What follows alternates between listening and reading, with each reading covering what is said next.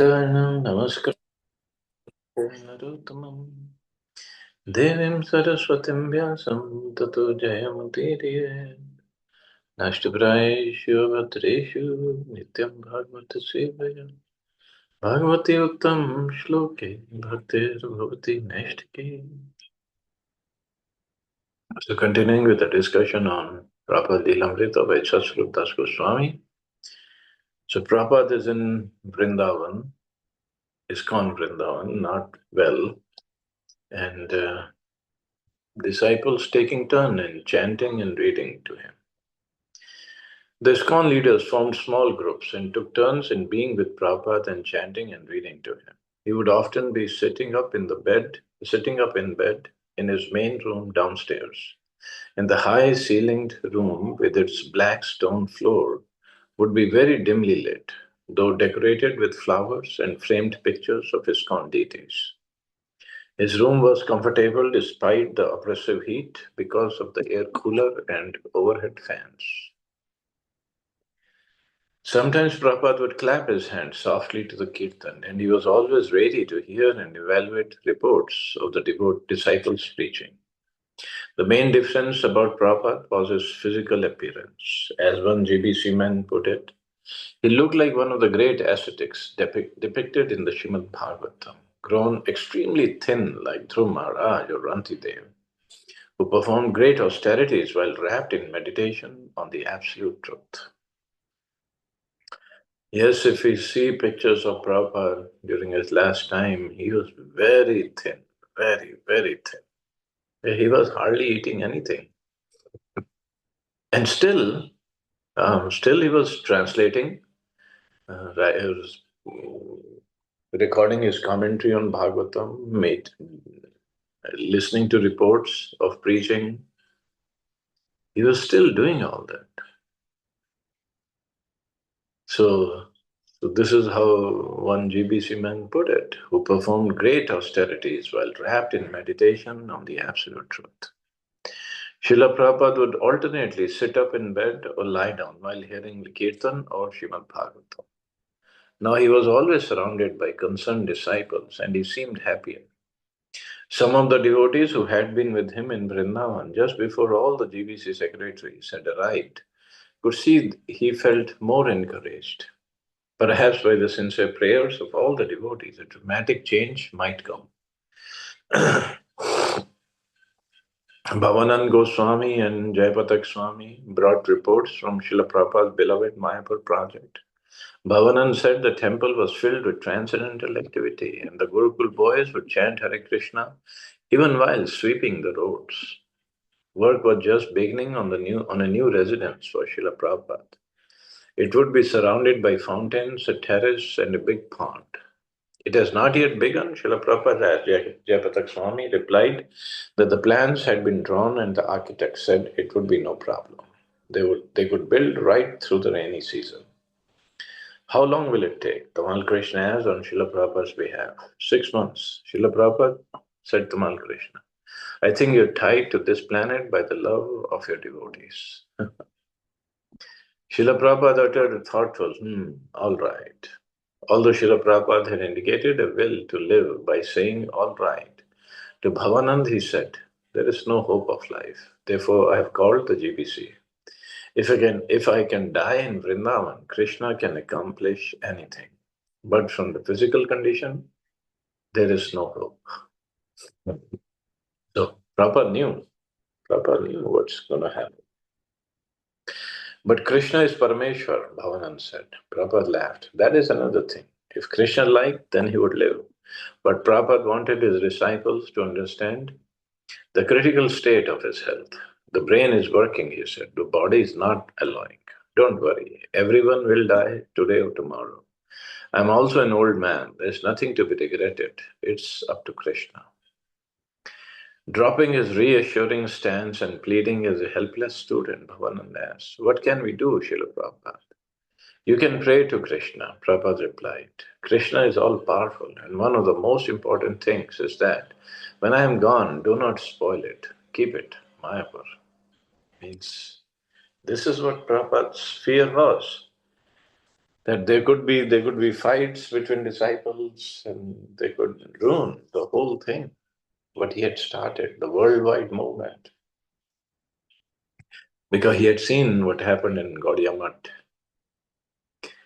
Jayapatak Swami gave glowing accounts of his recent preaching to both Hindus and Muslims in Dhaka. There have been no sadhus in Bangladesh for years, said Jayapataka, speaking strongly and victoriously, though sitting like a child at the foot of Srila Prabhupada's bed. People are eager to hear about Krishna consciousness. 10,000 people gathered. It was the biggest function in the history of the colony, either Hindu or Mohammedan.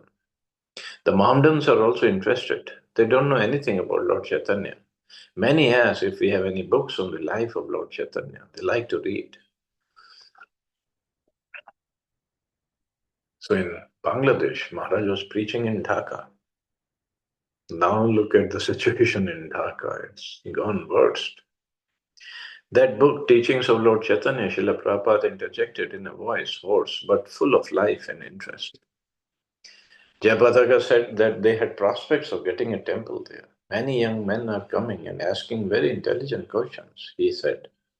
They ask questions about our deity worship, about Guru, about Harinam, very intelligent questions. There is no CIA rumor. There is no type of any bad talk about us. No envy at all. And because they are a little oppressed, they are always being challenged about believing in Krishna. So that's why they are eager to understand.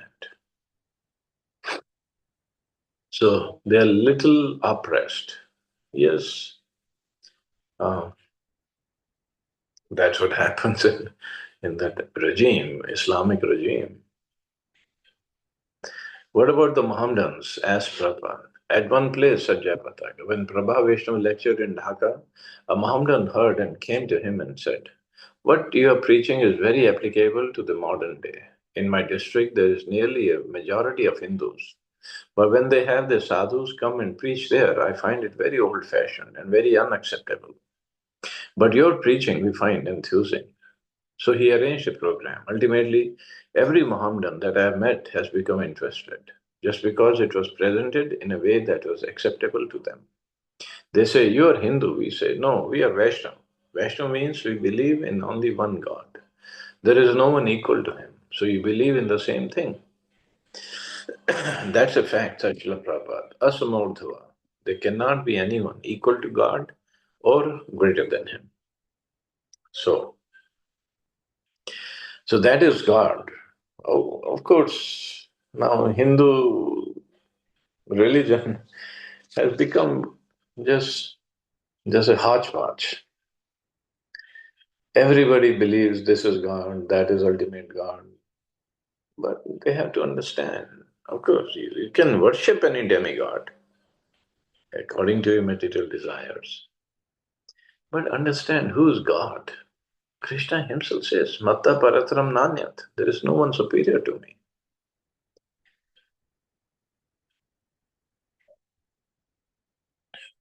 But but because of all these differences in understanding, we have created a mess in Hindu religion. Many young men, both Hindu and Mohammedan, will join, said Jayapataka Swami, I'm sure. But right now we are getting the society registered and getting our place. You did not get that yet? Srila Prabhupada asked. Get the place and get the society registered. Prabhupada added that Jayapataka should do everything very seriously. It's increasing, he added approvingly. When Rameshwar Swami came into the room for his kirtan, he brought Srila Prabhupada the newest editions of the Krishna book trilogies and reported on how the various books were selling.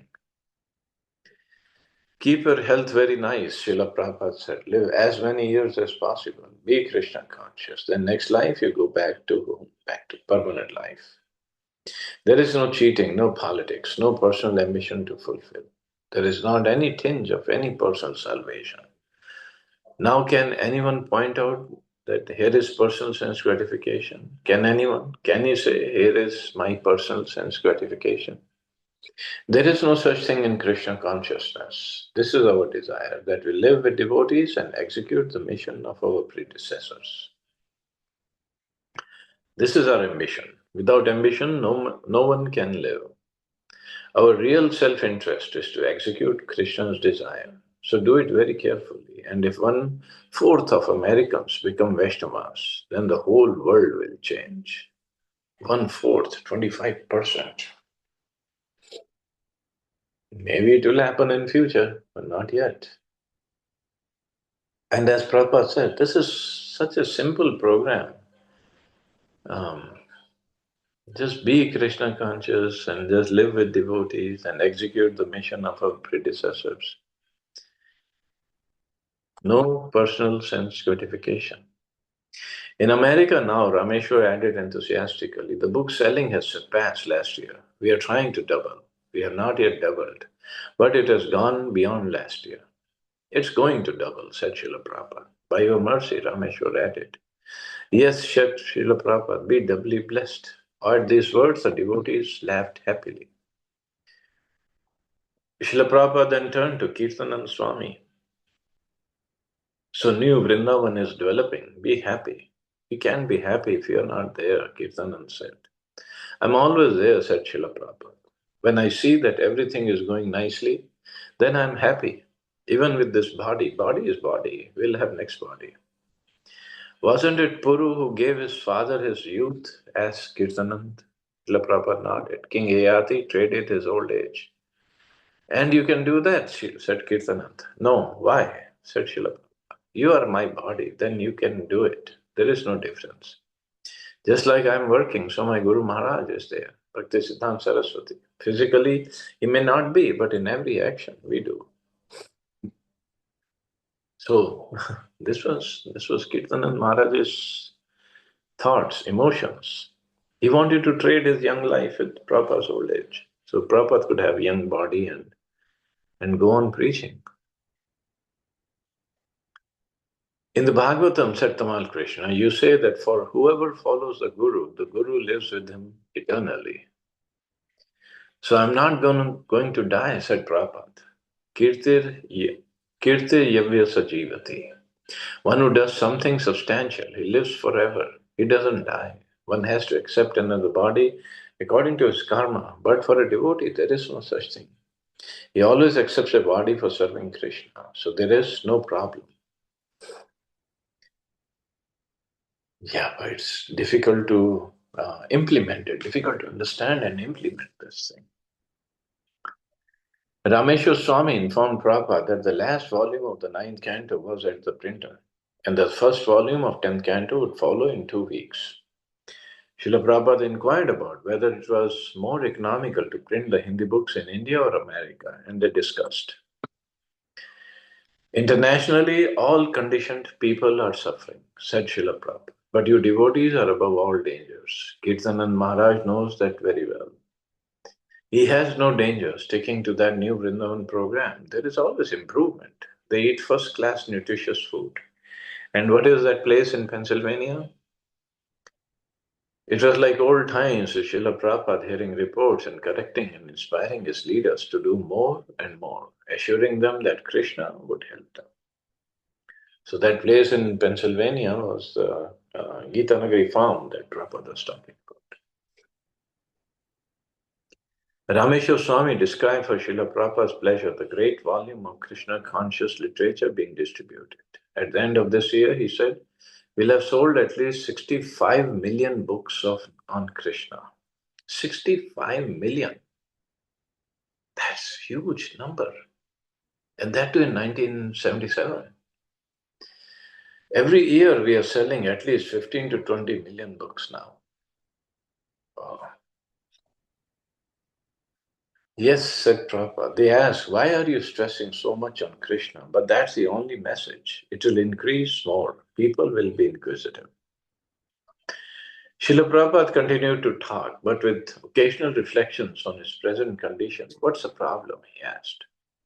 We are talking about Krishna. So if all of a sudden I collapse, then what's the problem? Krishna tudiya pada pankaj. Ordinary dying is kaf with pitta. Kaf vat pitta, sorry. Choking. But if in the kirtan you die, oh, it is so successful. Not the injection and operation, that atmosphere. But in Krishna kirtan, That is glorious. Not oxygen, gas, dying, and so much trouble. Chant Hare Krishna, bas, and let me die. Krishna, never be disturbed. Chant Hare Krishna. For chanting, you have got so much material. Now read something from this book. So, Srila Prabhupada, I mean, by his example, by his teachings, he taught everybody how to live in Krishna consciousness, engaging in service of Krishna, chant, follow the principles, read Bhagavatam. But now he was teaching them how to die, how to leave the body. Perfect way of teaching them.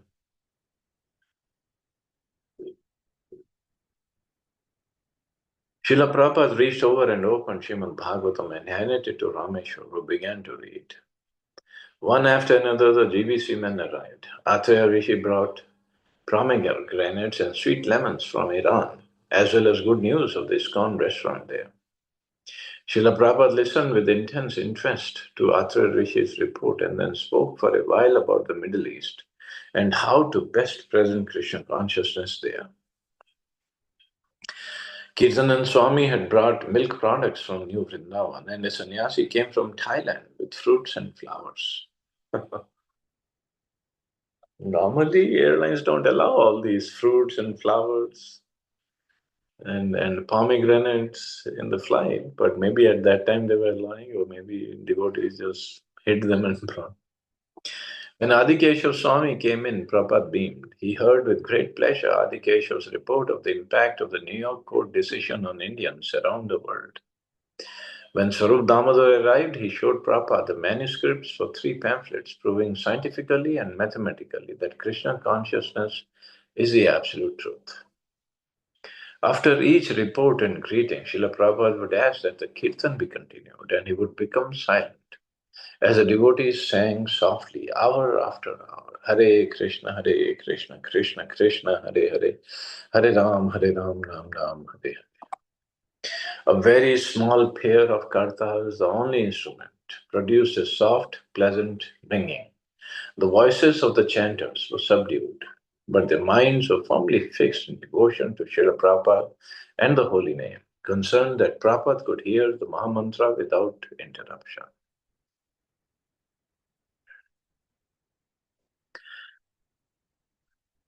So they were chanting hour after hour for Prabhupada's pleasure. The devotees who were chanting experienced their own realizations while intimately associating with Srila Prabhupada in this way. They could understand this was the most important connection with Srila Prabhupada. To come into his presence and chant Hare Krishna and Jai Shri Krishna Chaitanya and read to him from Srimad Bhagavatam. Srila Prabhupada wanted to hear the transcendental sound, yet he was simultaneously teaching his disciples. After his departure, they would retain the deep impression of the significance of the Hare Krishna mantra and Srimad Bhagavatam, and they would go on giving the mercy to others. He was teaching them how to become pure devotees. He was sharing himself with them by having them chant very simply and read his books without speculation, so that later, when preaching Krishna consciousness, they would remember. Srila Prabhupada would always be with them as they went on chanting simply and preaching without speculation. So, chanting simply and preaching without speculation.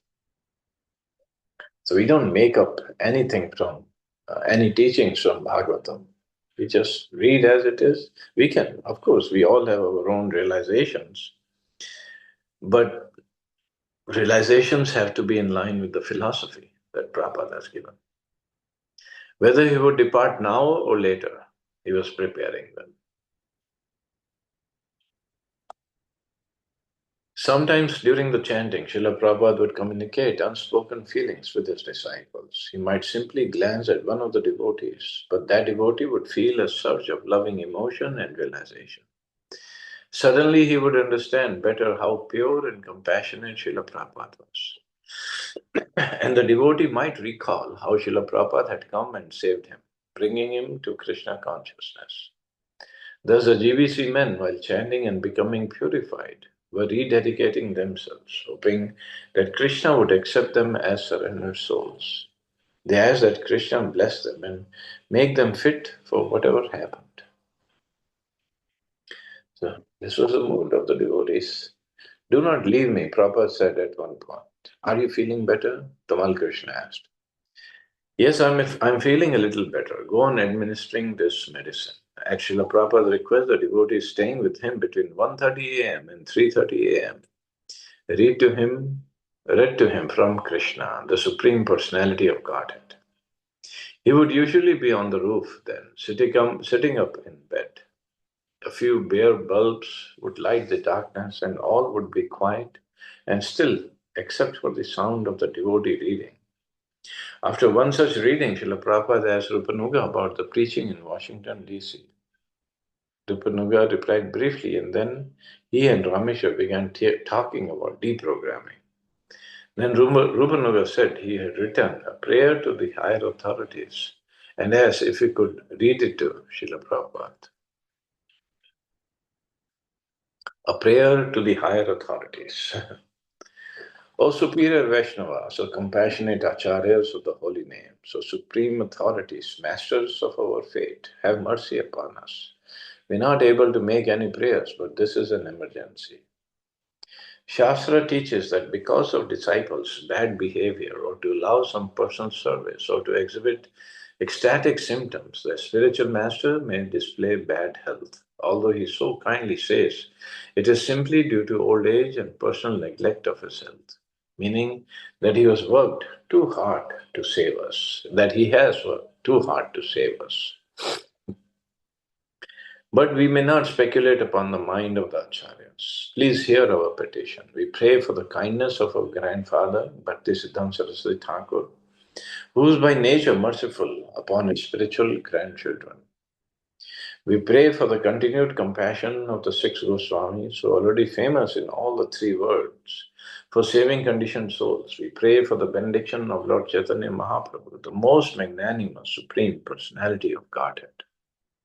We pray to Radharani, Queen of Vrindavan, protector of our neophyte bhakti. And we pray to Lord Krishna himself, whom we cannot approach without the guidance of our Srila Prabhupada. We, the fallen servants of His Divine Grace, beseech all of our masters, please give Srila Prabhupada more time to ensure the strength of his movement, time to finish the Srimad Bhagavatam, and a little more time for us to spend at the lotus feet of His Divine Grace, that we may become pure devotees by His mercy. So devotees are praying, and he submitted this prayer for Srila Prabhupada to approve.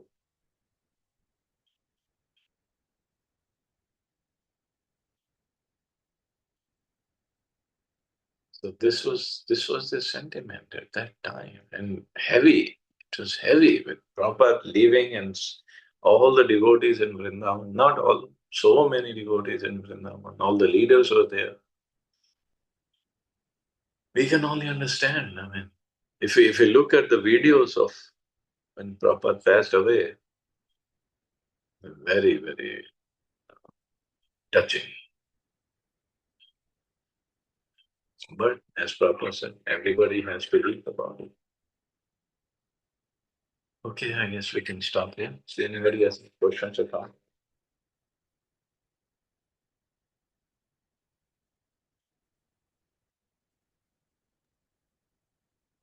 That was a very difficult moment to handle these kind of things. Yeah. Very, very difficult.